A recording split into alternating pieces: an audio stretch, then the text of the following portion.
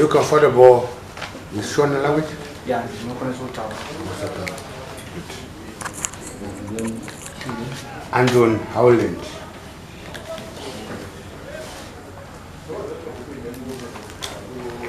Tangamire nyaya pamberi penyu yaunzwana mushabai wa Dennis. Nyaya ndekundituka nekupwanya mira remota yangu. Ndoda kuripwa ne US 5000 nanembo dzako chitupa nemari yedare kutaura izvozvo ndimuchadai wa Dennis atsara kuna Anton Howland.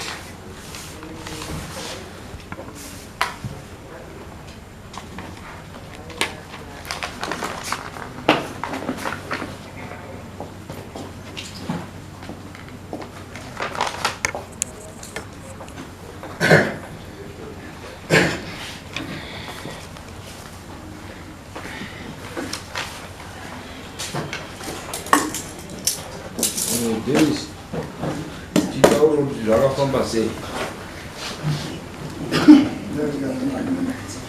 Tara garabas. Class, vetsara manga sunzei yomchabai. Ore. Nandabezo na Mr. Chiringa. Nadi, sandaiti kanchenda kundaenda.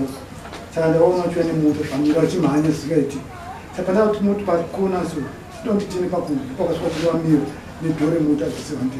Yaba pandaka misa kamira zvishwa vakanzwisisa kuti agara pari kutoenda pasaidi ngatika tidete polisi uyu havana kuramba polisi uyu takamira kudaro ndoni Chibhakera chiri kumeso riri pasi pemoto ndoni andidzosera kuti chiri pasi ndazomira ndati ndipanoenda pasi pemoto mutoemutwide bhiri ndondaenda pasi ndati ausadaro so kundiwane vazvita ndikwanise kudzosera chacho andikwanisa kuendedzera polisi mupindira nepolisi indri munhu sashadhi ndikani kwetota mhandaneri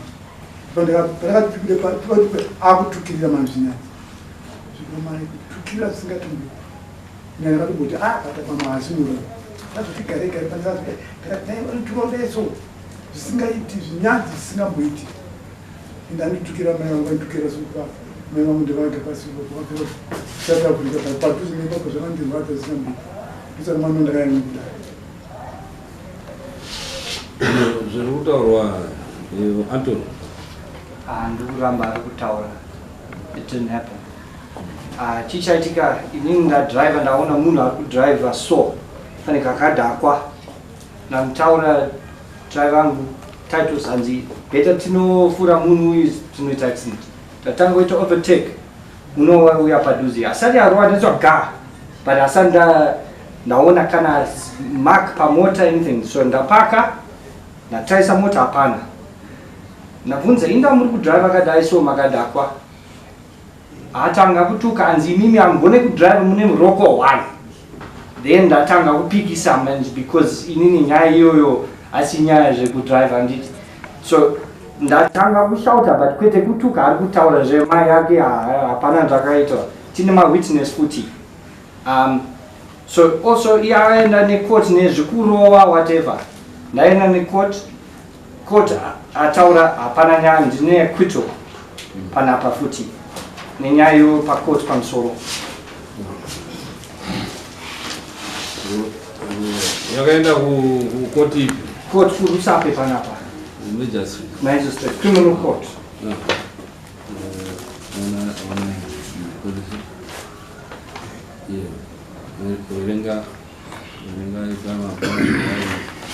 Yakaenda kucourt nyaya yacho Mambo Kuti wakaenda pana ndaudeka wangoita zvakati vari tu ingasa yapana kusenga kuchipatara ndinawo izvo nditomuda kuti Kuti sipie ndakutaura vari midzi dzitari kuti ndakati ita zvamuda kuita but tichaenda kunotora mapepa haunditongova ndikwadza isina mapepa kwa doctor azviti pandikwadza nyaya yakaRusape PP Andoni Wado Howland nyaya yakatongwa musi wa 27 mwedzi wechi10 gore rimwe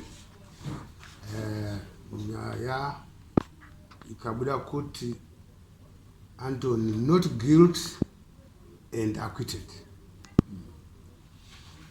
Saka ndo saka munoti chiwa dare kana yakatoenda kuMajor City iyi haya koti yedu hatibvumirwi kuti kana nyaya yaenda kumejasiti yodzoka kuno asidai yakatangira kuno isina kuenda kumejasiti taiti tinoitonga but honorable David makanyangadza nyaya yakaenda kumejasiti ikatotongwa nemejasiti and mejasiti iruti not guilty because ndo anodhila necriminal element iyo criminal singaitaunza kuni yokutuka mani izvozvo inobva yaenda mubhraketi yese nekuti irikutaura kuti not guilty nhau zvakaitika pasini ipapo ichizi zvese zvakaitika pasini ipapo zvese zvirunzi zviri acquitted, is not guilty. Haizoti ichi nechichi nechichi, otherwise tenda kutonda kuti iyo tipuwe kuti zvaitaurwa judgment, but isusu we cannot do that. Nekuti higher court usindoti tipei tipite peruzji madocuments asi dai wanga akabatwa nemhosva, then iyo waiuya nayo kucivil now for compensation. But zvairi even kwamurufunga kuti munoenda paine pepa iro not guilty, what you can do kana maona kuti muri aggrieved kwakutoenda kuhigh court ndo kuti indobvise the guilty not guilty, you is a guilty, then you can come down now to either magistrate or to this court. You can now come down, finally guilty, he is proven guilty, but because Pagatres were not guilty, we cannot attend the issue, and it don't compensate on what basis.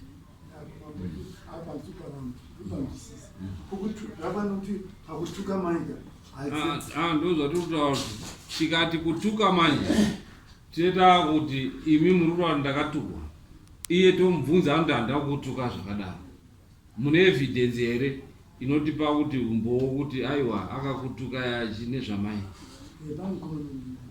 ane chi mazvona yaye kuti inovhiwa haivhiwi, ino yakataurwa kukoti.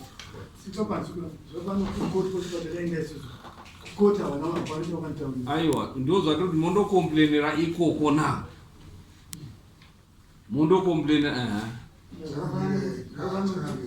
nyaya yakatopera.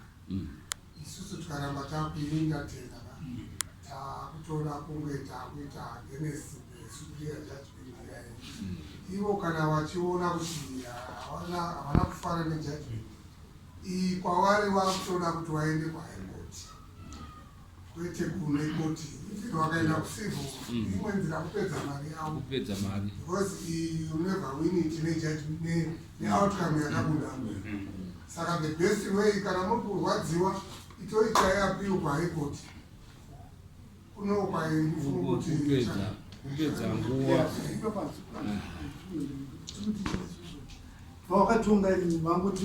Ndozvatoda kuti isusu harisi dare redu, muri kupanzwa here? Hatingazivi kuti wakatonga sei, ende isu hatikwanisi kuti tinotora kuti ko mapepa enyu makatonga sei. Anokwanisa kuzviita izvozvo kuti ko makatonga sei ihigh court. Isusu to our level hatikwanisi kuti titi vezasiti wakatonga sei kuno, andi haichakwanisi nekuti umbo irunzi yakatongwa nyaya yacho yese ikanzi not guilty. Even mukaenda kucivil ipapapa vanongotora record iyo nekuti ndo criminal wakapuwa basa rekuinvestigata kudii. Dai yakanzi guilty, then you can come to us for compensation, go to civil for compensation, which dare ramaisenzesa tichisenzesa kuti no akabatwa nemhosva zveshuwa anodini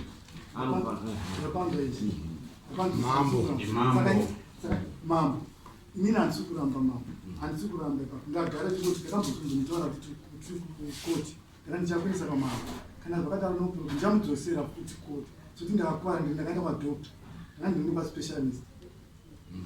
ndozvatiri kutaura kuti kana dei ukaenda ipo pakoti apo hapana rubatsiro rwauchandobatsirwa nekuti yakatotongwa iyo that level. Chawava kutoita is to appeal to a higher court. No, it's okay. Most of them.